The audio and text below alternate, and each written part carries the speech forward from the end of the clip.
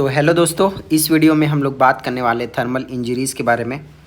तो thermal injuries के types बहुत इंपॉर्टेंट होते हैं, जो आपसे वाइवा में भी पूछे जा सकते हैं और क्वेश्चन में भी आ सकते हैं। तो चलिए शुरू करते हैं। तो सबसे पहले हम लोग देखने वाले हैं कि आखिर थर्मल इंजरीज़ होते क्या हैं। तो thermal deaths are those which result from the effect of systemic and localised exposure to excessive heat and cold. इसके वजह से हम लोग का थर्मल डेथ्स होते हैं। ठीक है, अब क्लासीफाई कैसे करते हैं हम लोग थर्मल डेथ्स को। तो एक तो हमारे कोल्ड की वजह से हो सकता है, ड्यू टू कोल्ड, या फिर हीट की वजह से हो सकता है।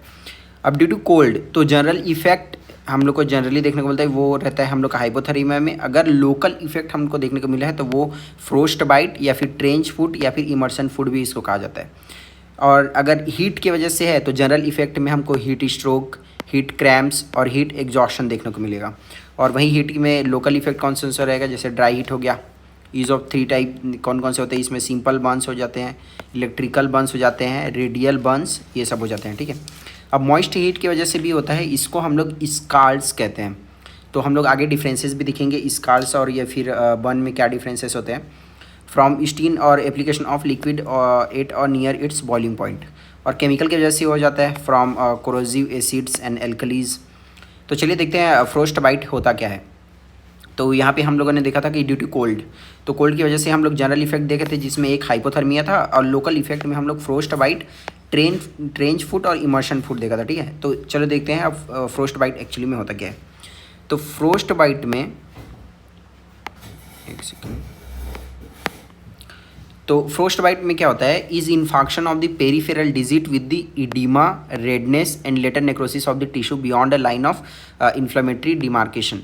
तो इसमें हम लोग का जो पेरिफेरल डिजिट्स रहते हैं उसमें क्या क्या देखने को मिलता है, एडिमा रहेगा, रेडनेस रहेगा, और बाद में क्या हो जाता है, नेक्रोसिस ऑफ द टिश्यू हो जाता है beyond a line of inflammatory demarcation. अब ये क्यों होता है, due to exposure to greater extremes of cold, ये आपको याद रखना है। तो कितने कोल्ड में आप अगर एक्सपोज होते हो तो हो सकता है -2.5 डिग्री सेल्सियस में। ठीक है, it develops more rapidly in the extremities, इसमें जल्दी डेवलप होते हैं एक्सट्रीमिटीज़ में। Apart from extremities it also affect nose, ear and face, इसको भी अफेक्ट करता है। अब देखते हैं कि ट्रेंच फुट या फिर इमर्शन फुट क्या होता है। तो इसमें क्यों होता है ये, क्योंकि रिजल्ट ऑफ प्रोलॉन्ग एक्सपोजर हो जाता है सीवियर कोल्ड में। और कितना रहना चाहिए, temperature should always be less than 5 to 6 degree Celsius से कम रहना चाहिए। ठीक है, एंड डेपनेस, तो बहुत देर तक जब हम लोग एक ठंडे वाले इलाके में एक्सपोज रहते हैं उसकी वजह से जो दिखाई देता है उसको हम लोग ट्रेंच फुट या फिर इमर्शन फुट कहते हैं। अब देख लेते हैं हीट की वजह से। तो इसमें सबसे पहले हीट क्रैम्प्स, तो इसको माइनर्स क्रैम या फिर फायरमैन्स क्रैम या फिर स्टोकर्स क्रैम भी कहते हैं। ठीक है, तो ये क्यों होता है, क्योंकि रैपिड डिहाइड्रेशन ऑफ बॉडी हो जाता है through the loss of the water and salt in the sweat. तो इसकी वजह से हमारे मसल्स में क्रैम्प्स आने लगते हैं। आपने स्पोर्ट्स पर्सन लोग को देखा होगा, जनरली वो लोग जब बहुत ज़्यादा गर्मी रहता है तब खेलते हैं, तब उन लोगों में क्रैम्प्स जल्दी आते हैं। तो seen in workmen in high temperature when sweating has been profuse and severe and paroxysmal cramps affecting the muscles of the arms, leg, abdomen occur। तो सिम्टम्स इसमें क्या क्या देखने को मिलते हैं हमको, तो इसमें जैसे कि डिजीनेस हो गया, टिनिटस हो गया, हेडेक एंड वॉमिटिंग। और इसका ट्रीटमेंट क्या है, आईवी इंजेक्शन देते हैं सलाइन का। ओके, अब देख लेते हैं हम लोग हीट स्ट्रोक। तो इसमें क्या होता है, तो heat hyperpyrexia, sunstroke या फिर थर्मल फीवर या फिर थर्मिक फीवर भी इसको कहा जाता है। ठीक है, तो कंडीशन कैरेक्टराइज बाई दी, यहाँ पे आपको याद रखना है कि रेक्टल जो टेम्परेचर रहता है वो कितना से एबो हो जाता है, एबो 41 डिग्री सेल्सियस हो जाता है। तो इसमें फिर हम लोग का न्यूरोलॉजिकल डिस्टर्बेंस इसके साथ एसोसिएटेड हो जाता है, जैसे कि साइकोसिस हो गया, डिलीरियम हो गया, कोमा एंड कन्वल्सन्स। तो when there is 100% humidity at temperature of 32 degree Celsius in the environment may lead to the heat stroke। अगर टेम्परेचर कम भी है, यहाँ हम लोगों ने देखा था कि जो रेक्टल टेम्परेचर है वो कितना 41 डिग्री सेल्सियस चला गया, लेकिन अगर ह्यूमिडिटी 100% है तो 32 डिग्री सेल्सियस भी हम लोग का हीट स्ट्रोक कॉज कर सकता है। अब देखते हैं बर्न्स। तो ये क्या होता है, it is an injury which is caused by the application of heat or chemical substance to the external or internal surface of the body which causes destruction of the tissue. तो इसको हम लोग Burns कहते हैं। ठीक है, जो या तो हीट के एप्लीकेशन की वजह से भी हो सकता है या फिर केमिकल सब्सटेंस के भी एप्लीकेशन की वजह से हो सकता है। अब देख लेते हैं अब ये इंपॉर्टेंट है बर्न्स डोनाल्ड्स डिक्शनरी। तो इन्होंने इसको डिफाइन किया था। तो इन्हें बोला था कि it is an injury to tissue caused by the contact with the heat, flame, chemicals, electricity और रेडिएशन। अब देख लेते हैं the precise depth of a burn can be measured by a high frequency ultra sound devices. कितना गहरा तक वो जला है उसको हम लोग हाई फ्रीक्वेंसी अल्ट्रासाउंड डिवाइस से मेज़र करते हैं, ठीक है। अब डिग्री ऑफ बर्न, तो मैंने आपको बोला था शुरू में ही कि सबसे ज़्यादा अगर पूछा जाता है तो ये डिग्री ऑफ बर्न ही पूछा जाता है। तो दो प्रकार से हम लोग देखते हैं इसको। एक डुपॉइंट ट्रेंस क्लासिफिकेशन और एक होता है हम लोग का विल्सन्स क्लासिफिकेशन, और तीसरा भी होता है क्लिनिकल क्लासिफिकेशन। तो ये तीनों आपको आना चाहिए। इस चैप्टर में मोस्ट इंपॉर्टेंट यही है।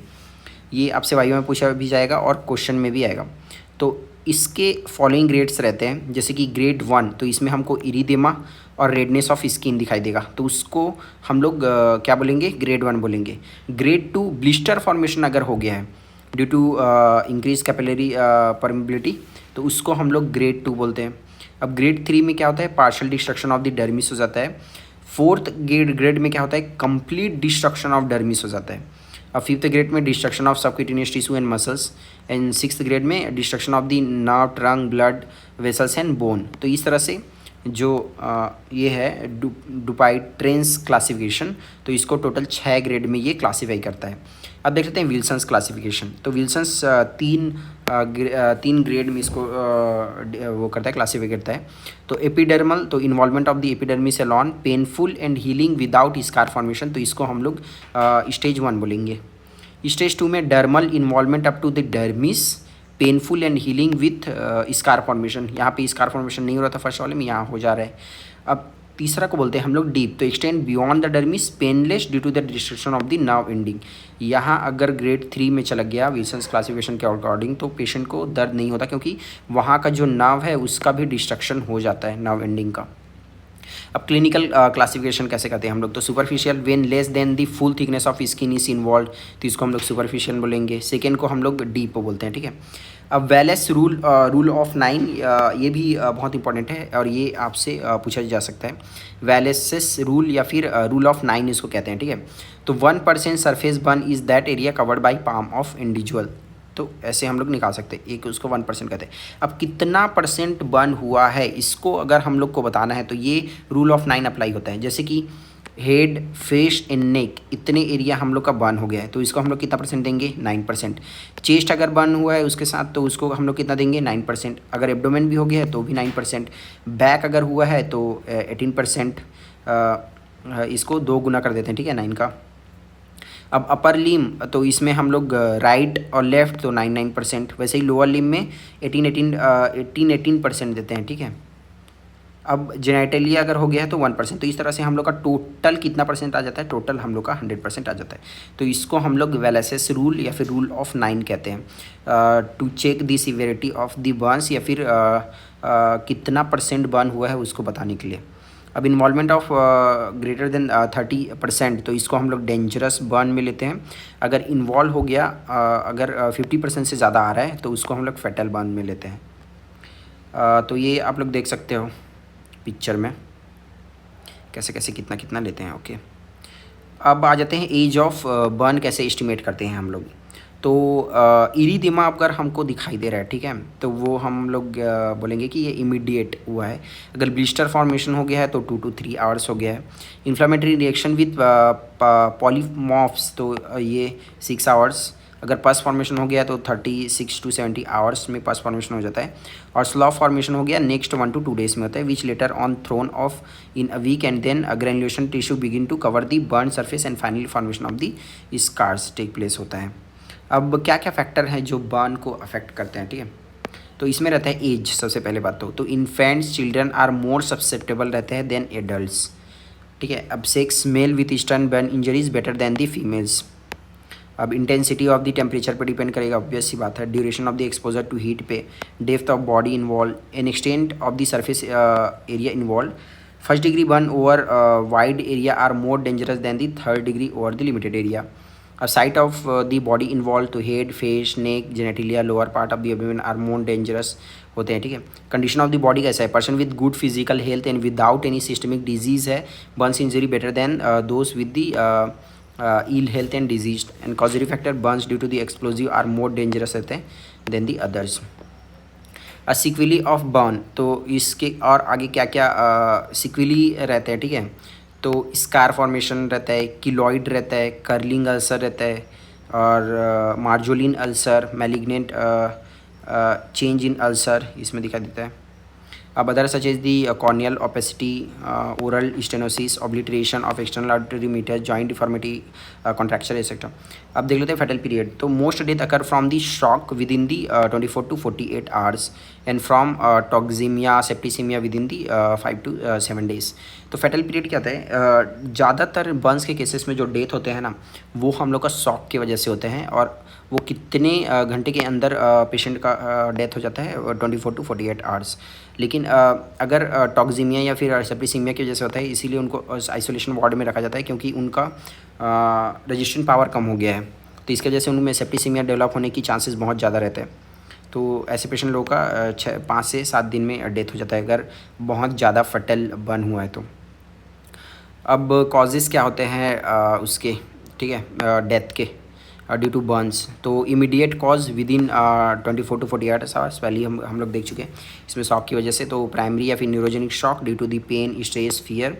हाइपोवोलेमिक शॉक हो जाता है due to loss of the body fluid. Asphyxia हो जाता है due to inhalation of the smoke containing the CO2 and other product of combination, and associated fatal में mechanical injuries like head injuries etcetera. अब late causes क्या क्या होता है, ये भी हम लोगों ने देखा कि 5 से 7 दिन में होता है, तो उसमें सेप्टिसीमिया ये सब डेवलप होता है। तो septicaemic shock, then renal failure due to the acute tubular necrosis, then malignant transformation of the burn scar into the Marjolin's ulcer and pulmonary embolism. अब पोस्टमार्टम फाइंडिंग क्या क्या मिलेगा, अगर लॉन्ग क्वेश्चन आया तो ये यहाँ तक आपको लिखना है कि पोस्टमार्टम फाइंडिंग, उसमें भी एक्सटर्नल में क्या मिलेगा और इंटरनल में क्या मिलेगा। तो एक्सटर्नल में देख लेते हैं। सबसे पहले तो burns, clothings with smell of the inflammable material. Then face कैसे रहेगा, स्वेलन रहेगा, डिस्टॉर्टेड रहेगा, blackish colour due to the deposition of the carbonaceous material. अब singeing of the hairs all over the body. Sometimes heat suffering of the body and marbling of the vein due to the effect of heat on the blood vessels। अब cherry red colour दिखता है, lividity due to the ये carbon monoxide HB जो इसमें bond हो गया।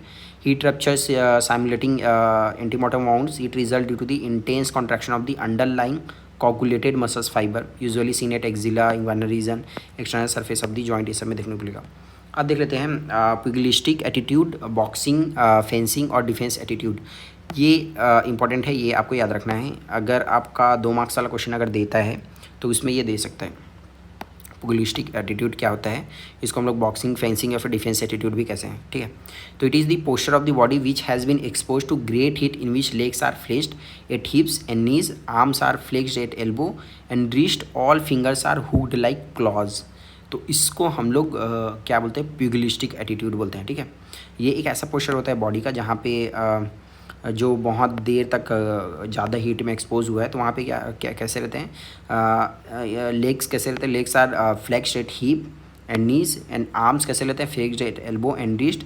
तो all fingers are hooked like a claws. तो ये देखने को मिलता है, ये जो पोस्चर हमको देखने को मिल रहा है, जो पेशेंट बहुत हीट से एक्सपोज हो रहा है उसमें, इसको हम लोग प्यूगिलिस्टिक एटीट्यूड बोलते हैं। अब देखते हैं, this stiffening is due to the coagulation of protein of the muscles and dehydration which causes the contraction. अब the flexor muscles being bulkier than the extensor contract more and seen in both antemortem as well as the postmortem burns।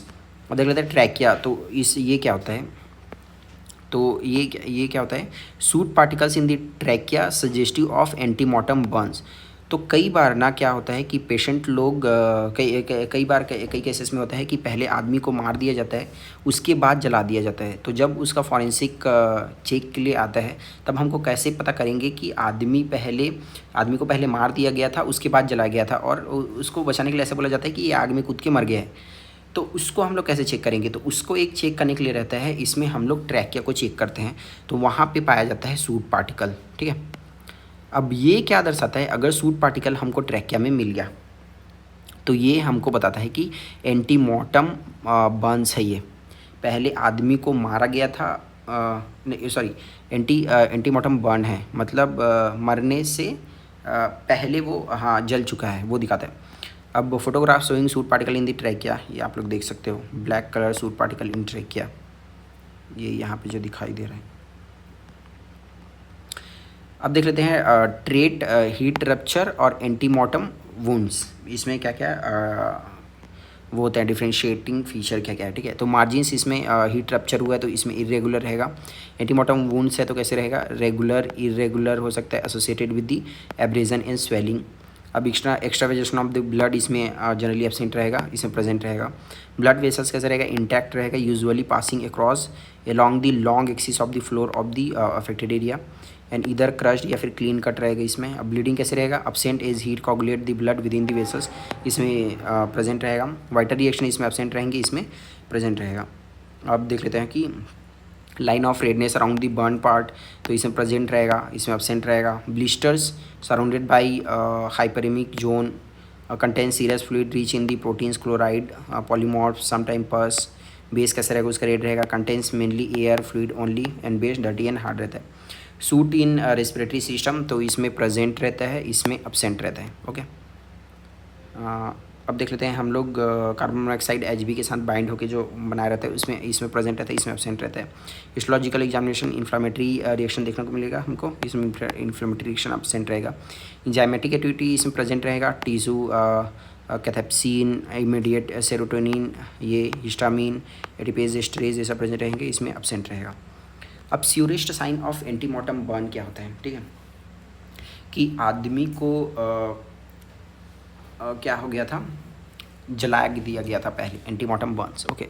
तो उसका स्यूरेस्ट sign क्या होगा, so the presence of carbon particle, वही soot particle in the terminal bronchioles on HP examination is absolute proof of the antemortem burn, इसको हम लोग पहले देख सकते हैं। अब presence of carbon particle and an elevated carbon monoxide saturation together are absolute proof that the victim was alive when the fire was occurred. अब देखते हैं अगर इसका 10% से ज़्यादा हो जाता है, ठीक है, मोनोऑक्साइड, कार्बन मोनोऑक्साइड अगर Hb के साथ बाइंड है और ग्रेटर देन 10% हो गया है, तो ये भी इंडिकेट करता है हम लोग का एंटीमोर्टम बर्न्स को। अब स्काल्स क्या होता है देख लेते हैं, तो ये हम लोग का thermal injuries resulting from the moist heat, तो इसको हम लोग स्काल्स कहते हैं। जो steam application of the liquid at near its boiling point, ठीक है। तो scalds show soddening and bleaching but do not singe the hair and do not black or char the skin, तो ये डिफ्रेंशिएट होता है अभी, और हम लोग डिफ्रेंशिएटिंग फीचर देखेंगे। तो इसको हम लोग कैसे डिफाइन करते हैं, कैसे डिग्री इसका कैसे डिफाइन करते हैं हम लोग। तो अगर फर्स्ट डिग्री है तो इरिदिमा इमेज ड्यू टू दी वैसोपैरालिसिस। अब ब्लिस्टर फॉर्मेशन हो जाता है 2 से 3 मिनट में due to the increased permeability of the capillaries and dermal necrosis हमको देखने को मिलता है। तो in scalds streak of liquid run downward from the main area causing lines of the blister. अब scars are much thinner than those of the deep burn and cause much less contraction and disfigurement and cause of the death इसमें क्या होता है, hypotonic shock या फिर secondary infection इसमें होता है, ठीक है। अब देख लेते हैं कि अब तीनों में डिफरेंस कैसे होता है, एक तो बर्न्स की वजह से, एक स्कार्स की वजह से, और एक केमिकल बर्न हुआ है उसमें, तीनों में क्या क्या डिफरेंस होता है। तो पॉजिटिव फैक्टर इसमें ड्राई हीट, इसमें मॉइस्ट हीट, इसमें कोरोसिव एसिड या फिर एल्कलीज रहते हैं। स्किन कैसा रहेगा, ड्राई, श्रिवल्ड एंड चेयर्ड रहेगा, ठीक है। अब इसमें सॉडेंड एंड ब्लीच्ड रहेगा, स्टेन्ड एंड कोरोडेड रहेगा। क्लोथिंग कैसे रहेगा, burned and may be adherent to the body, इसमें यूजुअली वेट रहता है। प्रेजेंस ऑफ स्टेन इसमें प्रेजेंट मिलेगा हमको। अब साइनिंग ऑफ द हेयर तो इसमें प्रेजेंट रहेगा, इसमें एब्सेंट रहेगा, इसमें एब्सेंट रहेगा। Site 8 and above the site of the application and 8 and below the site of the application and 8 and below area of the contact। अब ट्रिकल मार्क्स इसमें absent रहते हैं, प्रेजेंट रहते हैं इसमें maximum at initial contact with the skin, इसमें present रहते हैं। Scar formation thick and causing disfigurement, thin causing less disfigurement, keloid scar and causes much disfigurement. तो इस तरह से इस चैप्टर को हमने कंप्लीट कर लिया है, होप आपको समझ आया होगा। ओके, फिर मिलते हैं नेक्स्ट वीडियो में, तब तक के लिए bye, thank you so much.